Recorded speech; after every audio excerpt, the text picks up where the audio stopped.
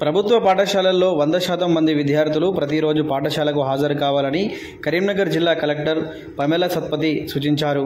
కరీంనగర్ జిల్లా మానకొండూరు మండలంలోని జిల్లా పరిషత్ బాలికల ఉన్నత పాఠశాలను జిల్లా collector Pamela Satpathy additional collector Ashwini Tanaji వాకేడతో కలిసి ఆకస్మికంగా సందర్శించారు. ఈ సందర్భంగా పాఠశాల బాలికలు తయారు చేసిన మట్టి గణపతులను పరిశీలించి అభినందించారు.